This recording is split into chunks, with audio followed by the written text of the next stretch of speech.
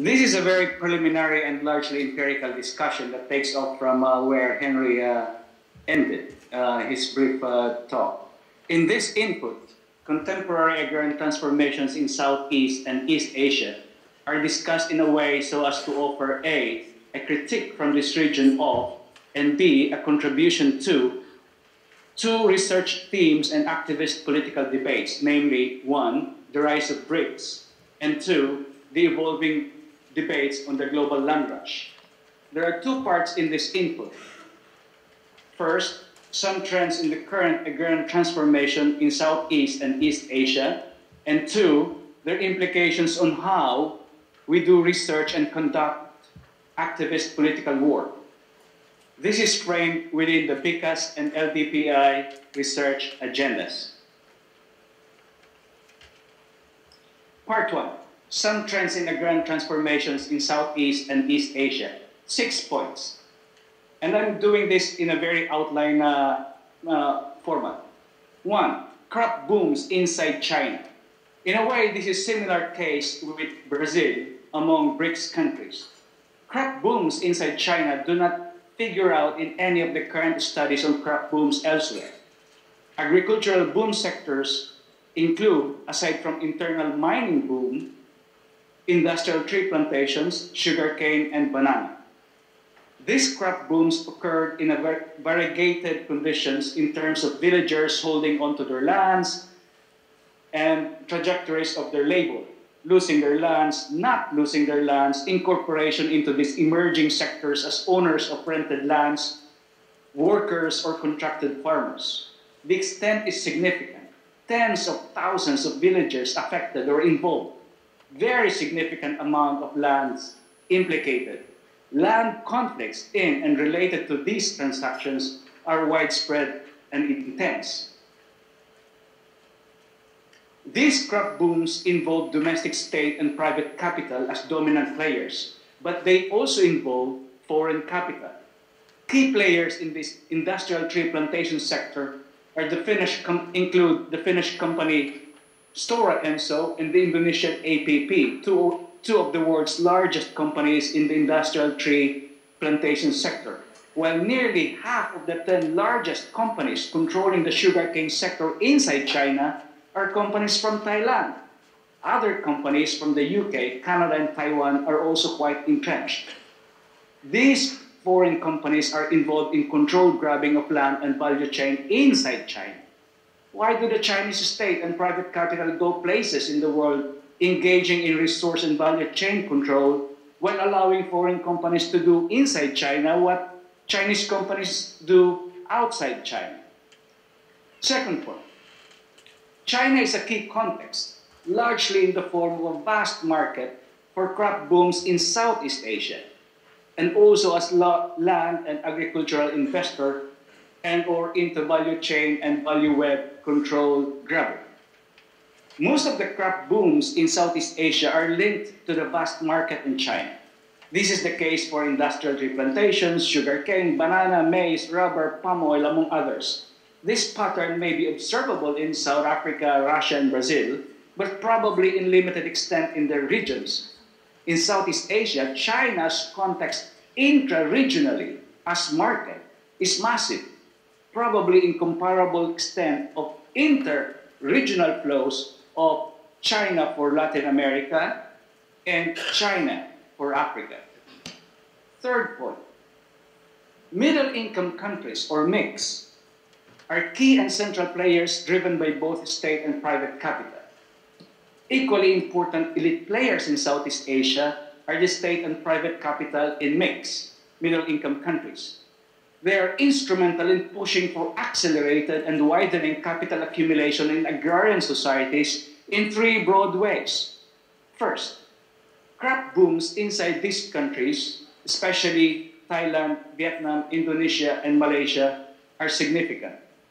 Second, crossing border to other Southeast Asian countries, such as state and capital from Vietnam to Laos and Cambodia, from Thailand to Myanmar and Cambodia, and so on.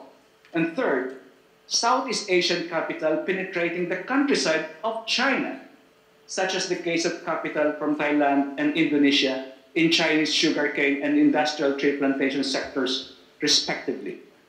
This is a similar process occurring in Latin America with the rise of Trans-Latina companies, TLCs, private capital from Argentina to Brazil and Paraguay, from Chile to Paraguay and Brazil, and so on. The point here, one of the points I'm trying to make here is that Chinese capital should always be examined as parallel to or in alliance or competition with capital from the middle-income countries and vice versa. Fourth, political economic interpenetration of cross-border agrarian societies in and around land, labor, and capital. Capital accumulation in agrarian societies, the land, labor, capital it requires, and its geographic flows are interactive within and between countries in Southeast and East Asia. It is not a picture of a towering Chinese capital over timid Southeast Asian rural economies. As we discussed earlier, the flows of investments are multidirectional, but it is not just the flow of capital. Land and labor flows show a similar pattern. China provides the key context for Southeast Asian crop booms on crops that cannot be easily or competitively produced inside China, such as rubber and palm oil. This is obvious. The understudied crop booms inside China show how dramatic rise of such sectors, ITP, sugarcane, banana, during the past 10 years. But there are land and labor constraints, both in political, technical, and institutional terms, that the imperatives to meet the demand for these goods inside China cannot be fully satisfied by domestic production, and thus the frontier for further capital accumulation has been redefined and extended. First, on land. Confronted partly by institutional, political, labor, and technical constraints, and expanding further its crop booms inside China, Chinese capital with support from the Chinese state crosses national border to control land in Myanmar, Vietnam, Cambodia, and Laos, usually close to the border, where processing mills inside China have been set up. Many of these land deals or land grabs resulted in the expulsion of people from the land, while in other cases, people were incorporated into the emerging enterprises. Chinese land deals go far beyond the border communities, well across the Southeast Asian region. But on the other hand, China allowed Southeast Asian companies to enter China and engage in massive accumulation of land from the villagers in the boom crop sectors. Interestingly too, Vietnam allows China to start gaining ground inside Vietnam for various land investments at the same time that Vietnamese capital crosses border to enter Cambodia, Laos, and Myanmar to control lands in these countries for Vietnamese investments. Second, on labor. On the one hand, and to some extent, although relatively limited, Chinese investments in some Southeast Asian countries bring with them Chinese workers.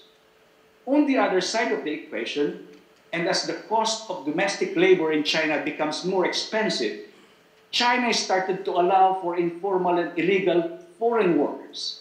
A significant number of people from mainland Southeast Asia, most especially from Vietnam and Myanmar, cross border into China to work. From November to March every year, for example, there are at least 50,000, 50,000 Vietnamese who entered China as informal and illegal sugarcane cutters, and so as tens of thousands of people from Myanmar, some of whom were expelled from their own land by Chinese land investments. This kind and extent of interpenetration in terms of land and labor in the agrarian sector is not observable in Latin America, and it may only be happening to a lesser degree in Africa. Fifth point, three broad processes of dispossession. The first type of large-scale land investments where villagers are expelled from their land, often with the brute force by the state, military, and paramilitary in alliance with private capital, such as those we see in contemporary Colombia in the midst of oil palm expansion there, is also very much present in Southeast Asia. Good examples are Myanmar, Laos, and Cambodia.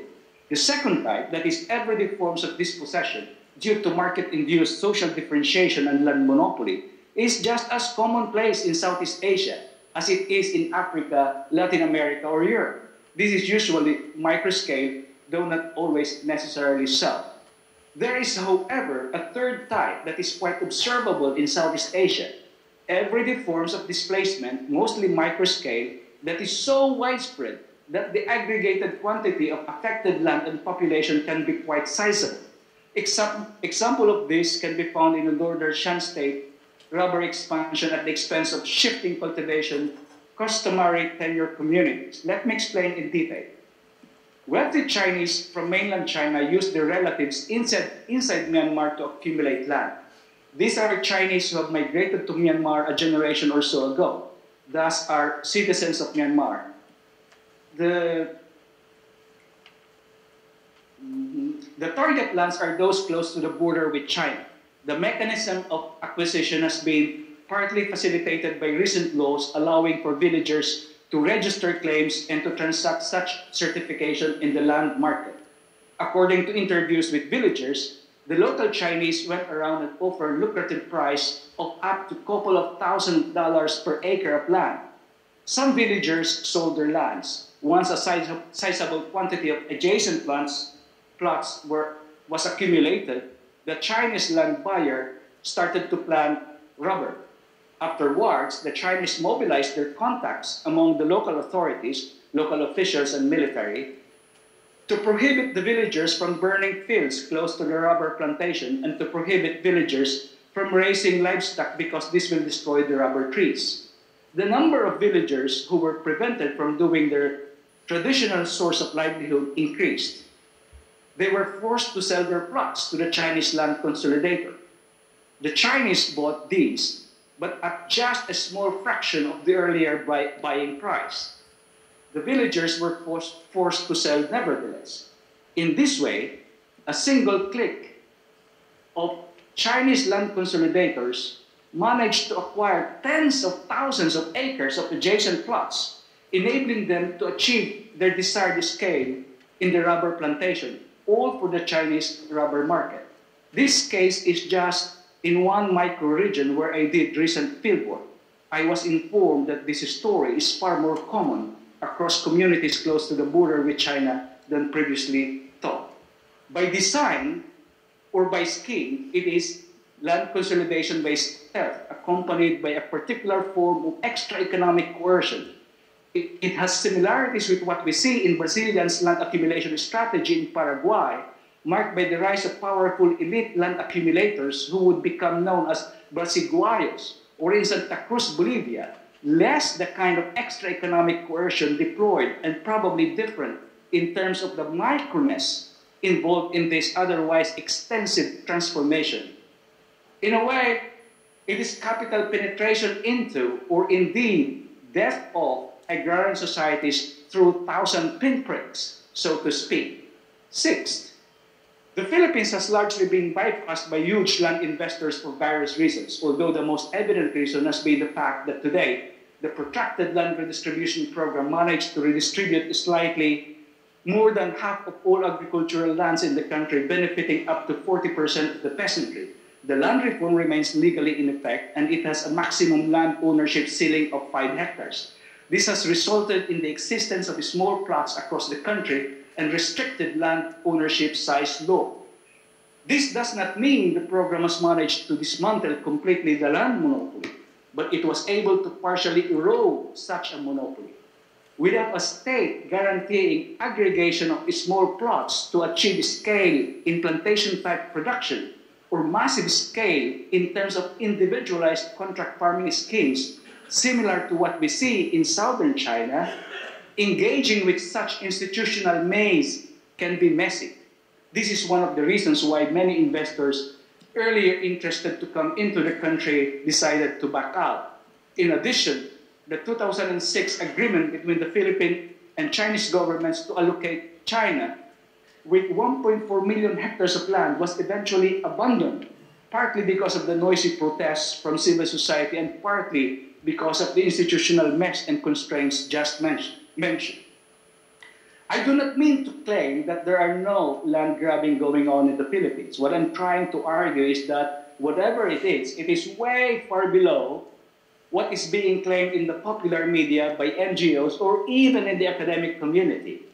An article published in the Proceedings of the National Academy of Sciences in 2013 using the ILC land matrix claims that the Philippines is the world's number 5 or number 6 most land-grabbed country, with more than 5.5 million hectares of land having been grabbed by foreigners. That is more than half of the total cultivated lands in the country. It's an incredible claim, and it's false, it's wrong. Unfortunately, this wrong data and claim have been reproduced in the popular and scientific publication outlets repeatedly. Some tentative random thoughts on the implications of the points that we raised so far on how we think of research, about research and activist political work. 6 points. 1.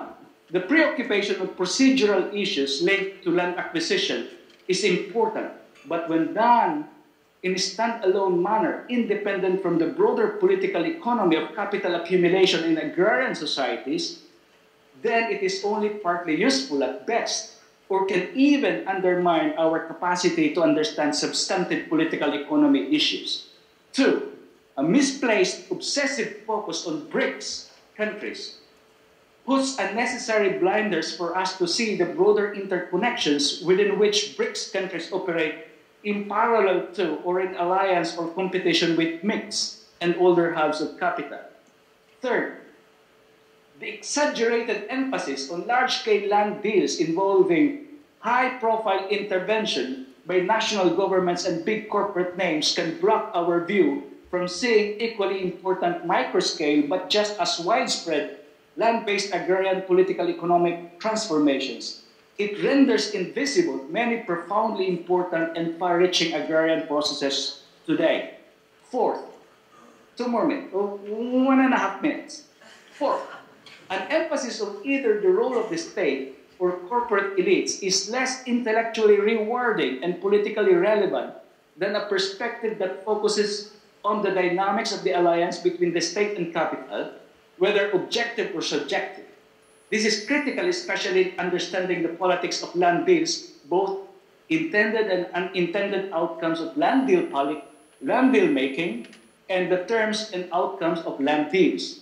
It provides a better analytical handle on how to understand the two permanent but contradictory tasks of the state, namely facilitating private capital accumulation on the one hand, while maintaining a historically determined minimum level of political legitimacy on the other hand. Fifth, just one moment. Among the most popular forms of international governance instruments that are mobilized are those that bank on the notion of reputational risks, assumed to be taken seriously by some established TNCs. Hence, we see the popularity of voluntary instruments founded on this assumption, such as transparency instruments, CSR, Roundtable for Sustainable Crop Production, such as the Roundtable for Sustainable Palm Oil, RSPO, and others, as well as the business and human rights framework around the Ruggie principles. This includes well-meaning but politically naive advocacy for formalization of land rights by way of individualized private property rights as the only way to protect villagers. Large NGOs and huge donor money drive this proceduralist approach to managing the global land rush and capital accumulation imperatives and in taming the BRICS. At best, such approaches, if successful, will change only the manner in which land deals and land grabbing are being done, but it will not change the essential course of capital accumulation in agrarian societies. This approach is likely to miss the micro but widespread land grabs that are inherently by stealth, by design. Only old-school, conventional state-driven policies, such as land size ceiling laws and redistributive land policies, can tackle these types of land accumulation and expulsions. But unfortunately, these are also the most popular types of land policies among international donors and national governments today. In closing, these partial and tentative insights from Southeast and East Asia have broader resonance. A. These insights validate some of the earlier conclusions in the literature about BRICS and the global land rush. B. Some insights demonstrate the specific characteristics of this region when viewed internationally. C. These insights fill in the gap in existing literature and political debates about BRICS and land deals, including the important role of mix. And D, it challenges us to think more critically about the units and levels of inquiry and analysis and political actions, not to invalidate existing dominant ones, but to complement them. Thank you very much.